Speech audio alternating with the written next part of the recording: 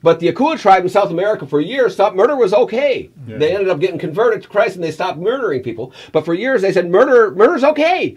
Someone came along and says, no, murder is morally wrong. And guess what? They were forced to change and said murder was wrong. Yeah. So why can't we be as civil as that Akua tribe that killed so many people in South America and say the murder of children are wrong, we're going to stop it. Yeah. And the Pope had an opportunity to put this pressure on the Catholics in Congress and didn't do it.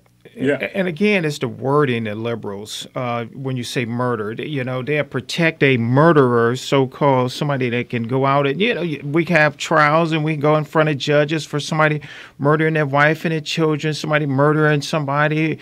And so we turn right around, and it's because now in society, now it's socially acceptable. Yeah. You know, people believe that we should keep it legal. And basically, you know, let me just go back for a minute. I thought about something.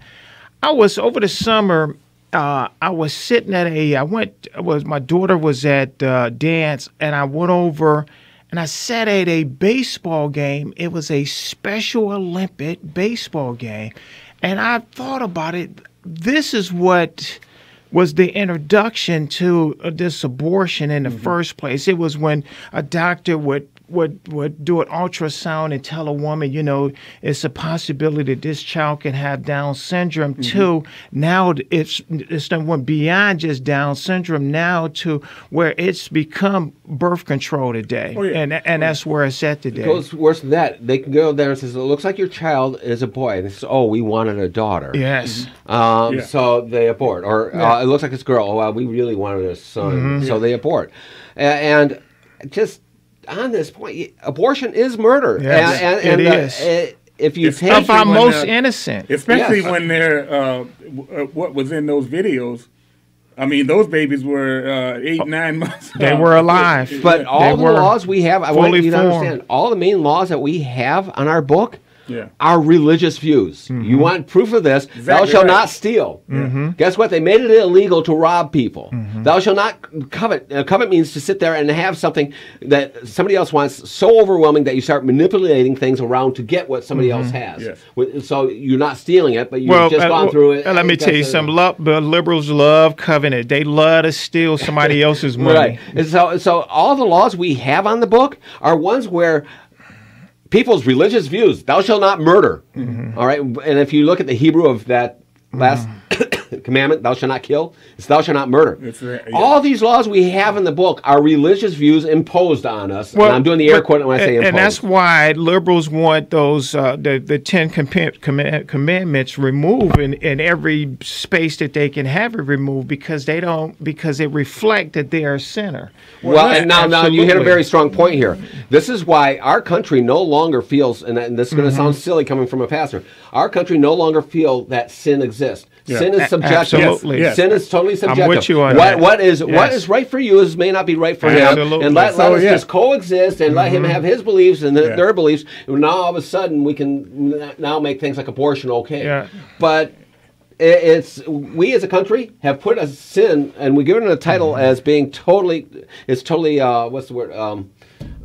Up to the individual's view. Yes. And so we have forgotten what sin is. Sin is not real in this country anymore. Yeah. And until we get back on the basis that there are moral absolutes, this country's in trouble. Oh, yeah. I will sit there and say it is morally wrong to murder someone, and murder means to take the life of an innocent.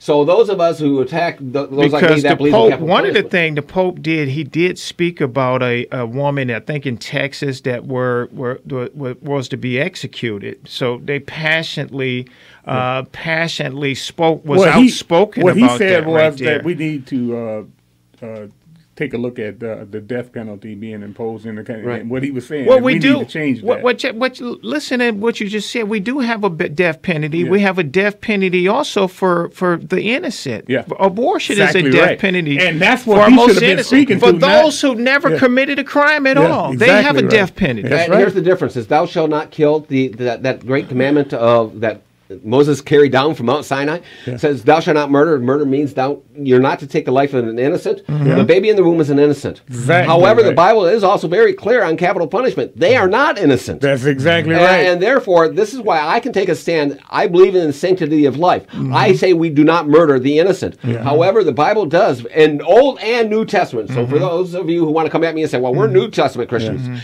In the Old and New, please read Book of Romans if you don't believe me on this. The government has the right to yield that sword against the neck, okay?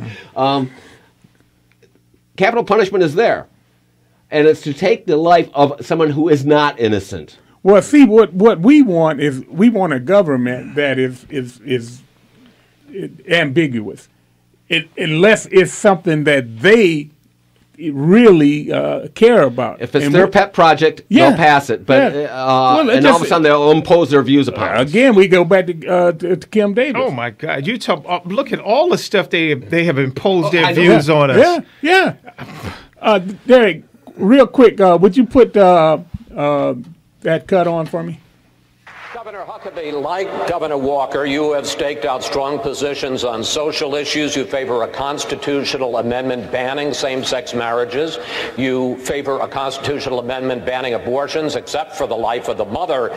Millions of people in this country agree with you, but according to the polls, and again, this is an electability question, according to the polls, more people don't. So how do you persuade enough independents and Democrats to get elected in 2016?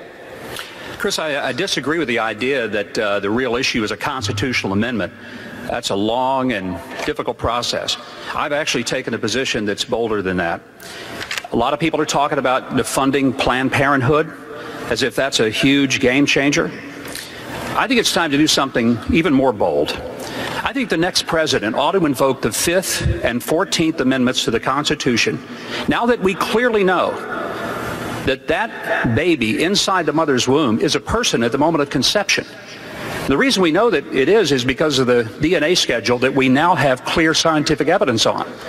And this notion that we just continue to ignore the personhood of the individual. Okay. That is, you heard what he said about the amendment process. Right. You know, the liberals absolutely care nothing about the amendment process since the Equal Rights Amendment for women. That went through the 7-year process and didn't pass. What they decided was it's easier to amend this Constitution by going through the Supreme Court, and that's what they've done. They've gotten Obamacare through. But before that, the baseline budgeting that we use right now, that went through the Supreme Court. They okayed that. You remember when George Bush wanted to let people take a little bit of their Social Security and put it into a fund? What did they do? The Supreme Court knocked that down. So the liberals figured out that the Supreme Court is pro-government. Governor Huckabee said something very important there, and I think we should not go beyond what he said. He talked about we need to recognize the personhood of the child inside the womb, so they are therefore protected by the Constitution, which, by the way, I totally agree with. But that word personhood started coming in play when Dr. Singer in Princeton University, he teaches bioethics, started talking about the personhood of a child, where he would agree that the child in the womb is human. Why? Because every book on embryology, a scientific medical book on embryology, says that embryo is human.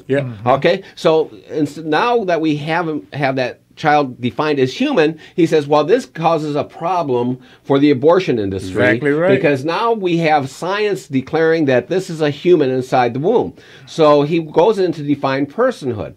And where he had to take personhood, because if you went to the extent of what is a person, he made it had to be thinking, self-reliable, and goes through this list. Well, at this point, guess what? He had to then sit there and say, underneath this diagram, we have to also agree that it's okay to kill a child up to the age of 18 months of age.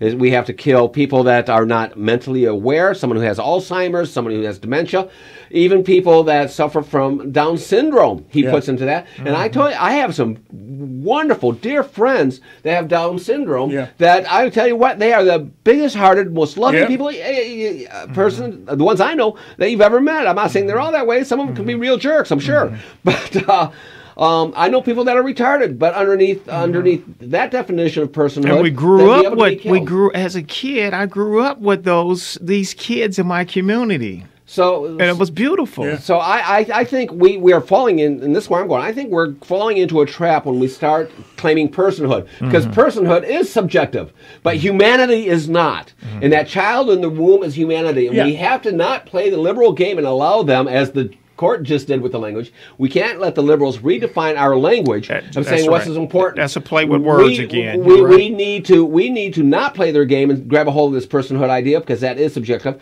Let's stick with this. But human rights, not personhood rights. Yeah. It's human rights. But the child in the womb is, by definition, by medical, a human. But the Supreme Court is dealing with subjectivity. They are the cause of political correctness. Because what they do is, and it's done with transgenderism. They are allowing people to use how they feel instead about what is reality. And this is why somebody has to figure out a way to rein these lawless black robed bandits under some kind of control. Well, Dale. Yes. Why don't you run through that website again? Yeah, one more time. I just want to mention it. You can go to our website, artofmichigan.com. You can, if you want to, well, for one, if you can listen live, the icon, the WAAM icon, tune in. You can listen to us at TuneIn.